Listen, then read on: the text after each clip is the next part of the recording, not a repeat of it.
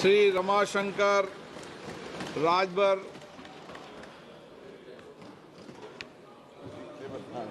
रुके आ जाएगा। चलिए बोलिए। आभारी हूँ अध्यक्ष जी। और देश और उत्तर प्रदेश में पीड़ितों की आवाज और पीडीए के नेता हमारे राष्ट्रीय अध्यक्ष माननीय अखिलेश यादव जी और हमारे सलेमपुर लोकसभा की जनता की बदौलत यहाँ जो इतने महत्वपूर्ण विषय पर बोलने का अवसर मिला है। माननीय अध्यक्ष जी, सबसे पहले तो मैं उन बहनों से माफी मांगता हूं जिन बहनों के सुहाग उजड़े और पहलगाम में हम उसको बचा नहीं पाए। मैं अपने सेना के पराक्रम पर गौरव और घमंड करता हूं। अध्यक्ष महोदय, वही हम इस घटना में जो पर्यटक निर्दोष मारे गए उनको नमन करता हूं, जो हमारे सेना के जवान शहीद हुए उसको भी नमन करता हूं। अध्यक्ष जी, हमारे पूर्वांचल में एक कहावत है कि आकाश बांधो पाताल बांधो, कम से कम अपनी टाटी तो बांधो। यह सरकार आकाश बांध रही है, पाताल बांध रही है, लेकिन अपनी टाटी नहीं बांध रही है। यह साबित करता है कि अपनी टाटी अगर बंधी होती तो सैकड़ों किलोमीटर दूर से आतंकवादी हमारे घर में आता, पर्यटकों को मारता और भाग नहीं जाता। हमारे नेता पूर्व रक्षा मंत्री स्वर्गीय मुलायम सिंह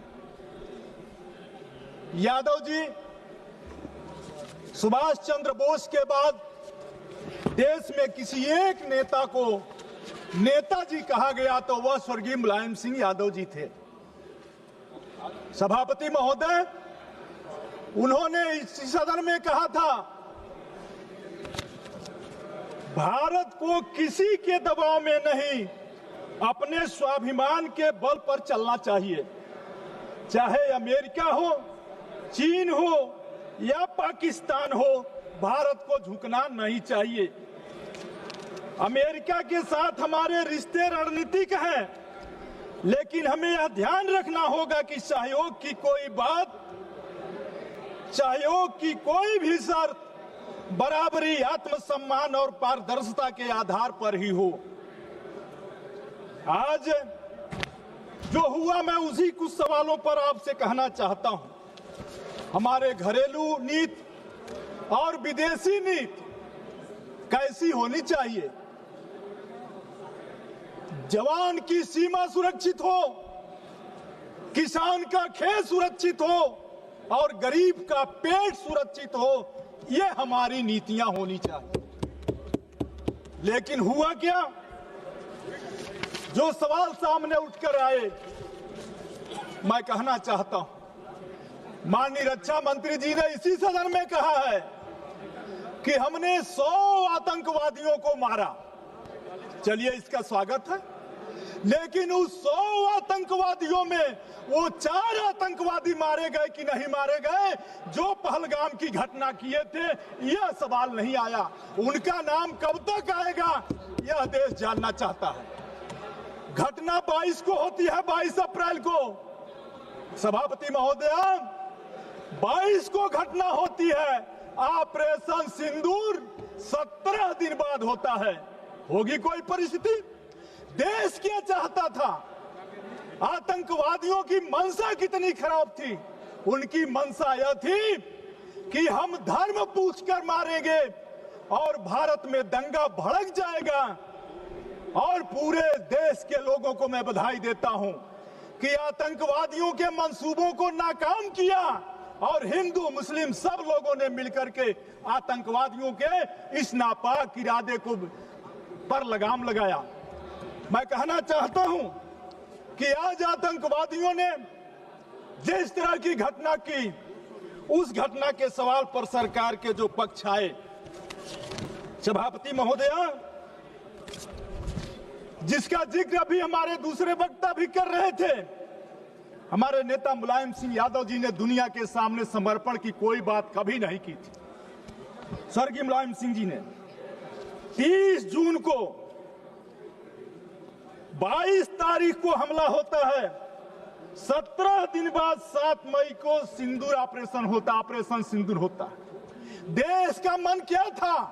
देश में इतना गुस्सा था, वो तीसरे दिन चाह रहा था ऑपरेशन सिंदूर नहीं, ऑपरेशन तंदूर चलाओ और जो आतंकवादी मरे हैं उनको ला करके जेल में उनको उसी तंदूर में डाल दो। लेकिन 17 दिन बाद हुआ जो हमला, 3 दिन में बंद हो गया। 3 दिन में बंद हुआ, 7 मई को ऑपरेशन शुरू हुआ और 10 मई को विश्व गुरु। देश की मीडिया किस भारतीय को नहीं घमंड होगा कि हमारे देश के प्रधानमंत्री विश्व गुरु हो? किस भारतीय को नहीं इस पर घमंड होगा? लेकिन घमंड क्या हुआ? हम लोग जिसे विश्व गुरु समझ रहे थे, पता चला विश्व गुरु तो व्हाइट हाउस में बैठा है। विश्व गुरु व्हाइट हाउस में बैठा है। और उन्होंने क्या कहा विश्व गुरु ने? मैं कहना चाहता हूं, अमेरिका के राष्ट्रपति डोनाल्ड ट्रंप ने सार्वजनिक रूप से और अंतर्राष्ट्रीय मंचों पर कहा, 26 बार कहा कि उन्होंने भारत पाकिस्तान का युद्ध विराम कराया है। उन्होंने कई बार अंतर्राष्ट्रीय मंचों पर कहा कि उन्होंने भारत और पाकिस्तान के बीच एक बड़े न्यूक्लियर युद्ध को टालने के लिए व्यापार समझौता ऑफर किया है। हाल ही में ट्रंप ने यह भी दावा किया कि 5 फाइटर जेट गिराए गए थे, जिसमें सीडीएस के बयान की ओर भी इशारा किया। ट्रंप ने यह भी कहा प्रधानमंत्री मोदी शुरू में असहयोगी थे और संकट को कम करने के लिए अमेरिका की मध्यस्थता जरूरी थी। ये सभी दावे गंभीर और वैश्विक सुर्खियां बिटोर चुके हैं, लेकिन भारत सरकार इस पर चुप है। महोदया, प्रधानमंत्री मोदी और ट्रंप की घनिष्ठता मित्रता के बावजूद अमेरिका ने पाकिस्तान को IMF से ऋण दिलाने के पक्ष में मतदान किया। आखिर इसका मतलब क्या था? पहलगाम हमले के कुछ ही हफ्तों बाद राष्ट्रपति ट्रंप द्वारा पाकिस्तान के सेना प्रमुख असीम मुनीर को आमंत्रित करना एक आतंक समर्थक संस्था को वैश्विक वैधता देने जैसा था और भारत सरकार राष्ट्रीय शोक के समय भी पाकिस्तान को अलग थलग करने में विफल रही। महोदया, पहलगाम में धर्म के आधार पर हुई हत्याओं के बावजूद भारत न तो इस्लामिक देशों के संगठन और OIC में झूठे निरेटिव को चुनौती दे सका और न ही मुस्लिम दुनिया से एकजुटता हासिल कर सका, जबकि यह देश भारत के करीबी सहयोगी थे। पूरे विश्व की सुर्खियां ट्रंप के दावे और संस्करण से भरी रही, जबकि भारत एक सुसंगत और मुखर आधिकारिक पक्ष अंतर्राष्ट्रीय मीडिया में पेश करने में विफल रहा।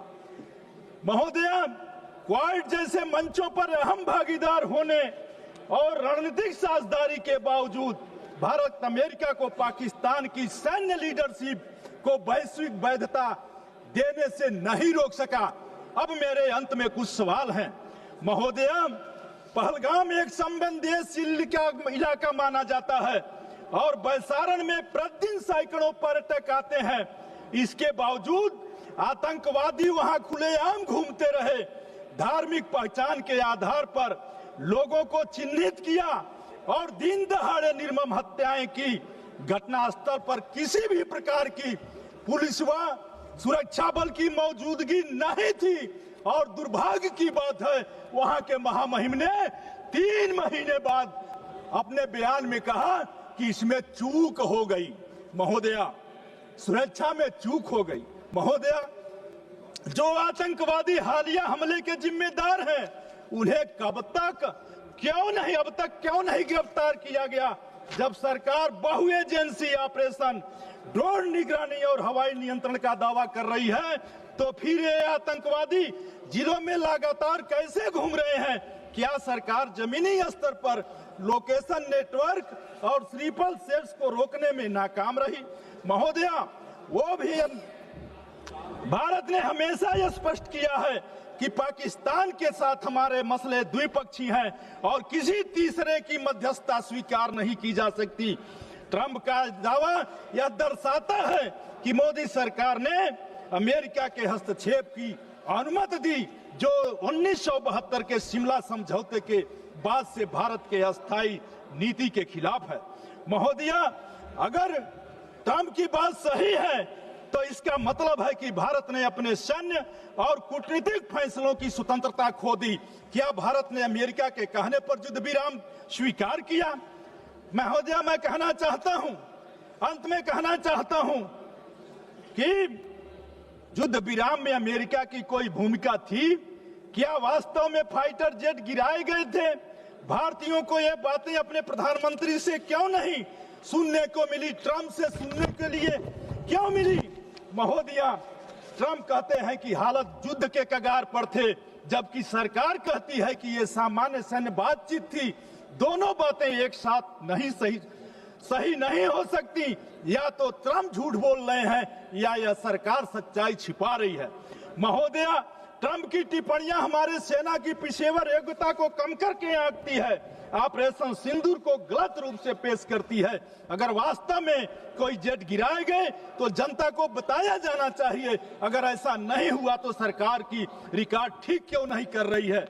महोदय, बयानबाजी ने, ट्रंप की भाषा और बयानबाजी ने एक बार फिर भारत और पाकिस्तान के एक साथ जोड़ दिया।